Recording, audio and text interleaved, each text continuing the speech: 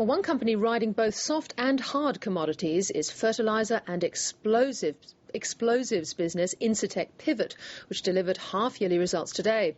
A 25% rise in net profit to $132.4 million over the same period last year.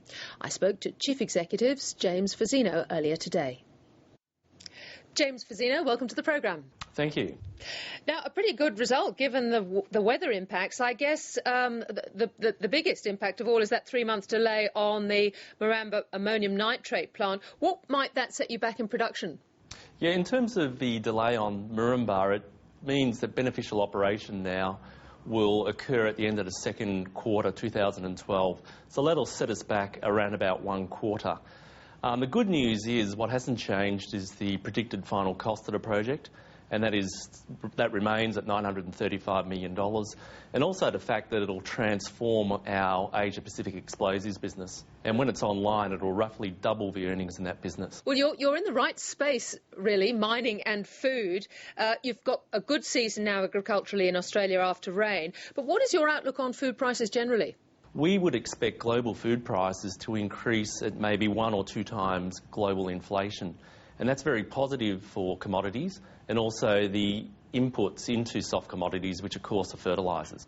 Now, you say they'll increase. Of course, they've increased in years gone by and then gone back down again. You talk now about a step change in fertiliser prices, though. Yeah, and that is absolutely because the simple fact is at the moment the world's not producing enough food. And if you look at ratios like stocks to use, you find quite a large reduction in world food stocks. And of course, the thematic that's driving all of that is the industrialisation of Asia, in particular China. Let's go to the other half of your business, explosives. Now, Dyno Nobel America's delivered a 32% EBIT increase. We interviewed Orica last week, and their Minova business in North America didn't seem to be doing very well at all due to competition. What's different about your business? Yeah, I'm very pleased with our progress in North America. And the reason why we've been able to improve earnings by 32% is we have a very large focus on efficiency in the business. And the majority of that 32% increase was driven by something which we call Project Velocity, which has delivered $155 million in benefits so far, with a total of $204 million when the program's finished. The other thing we saw was some increase in volumes. In fact, our volumes were up 9% in North America and across our 3 market segments.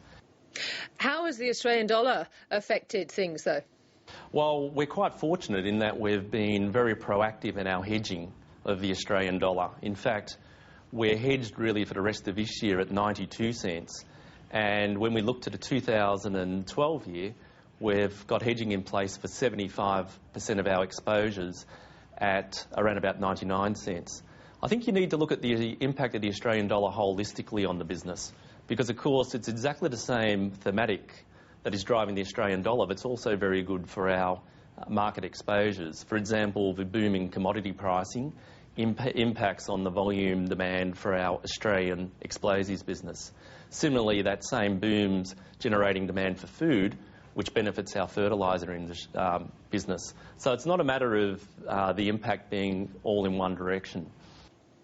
Now, back in Australia, you and a lot of folk are lining up to bid, as I understand it, for Burrup fertilisers in Western Australia. There's Orica, Wesfarmers has been mentioned, a Norwegian and indeed a Chinese player. Are you expecting it to be a tough fight?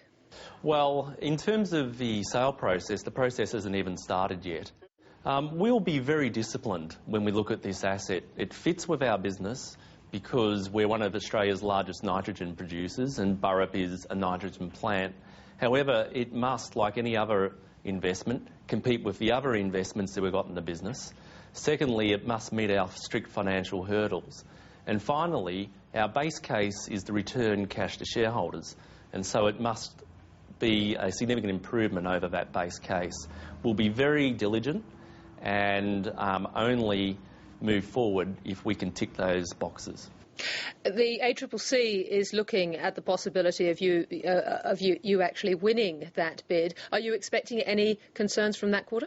We wouldn't expect concerns, but really it's up to the ACCC to work through those issues, and we'll be working very closely to address any issues as and when they have them.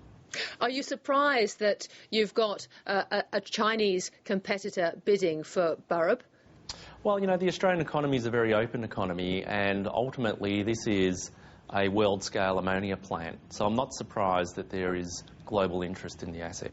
Looking to tomorrow, are there any specific budget issues of concern to you? I'm thinking of perhaps the skills shortage. Yeah, I mean, the skills shortage is a real issue for anyone who operates in the resources industry.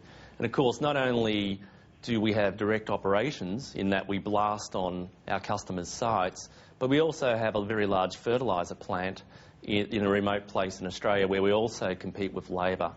What I'd be looking for is action on skilled migration.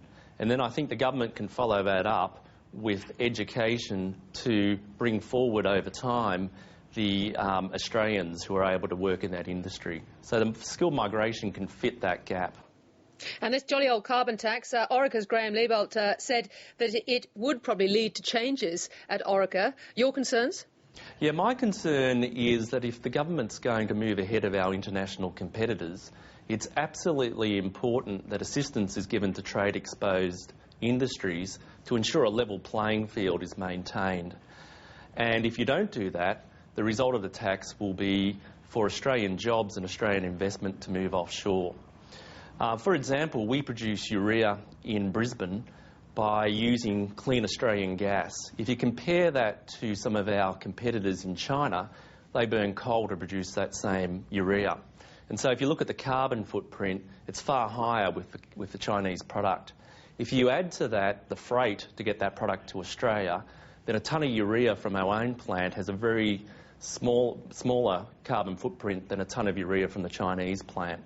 And if the government doesn't provide adequate compensation, it'll bias the product that has a higher carbon intensity. And that can't be the result that the government's looking to achieve through the introduction of this tax. Well, who knows whether you'll get that sort of detail tomorrow. But James Fazzino, thank you very much for talking to Lateline Business. Thank you very much.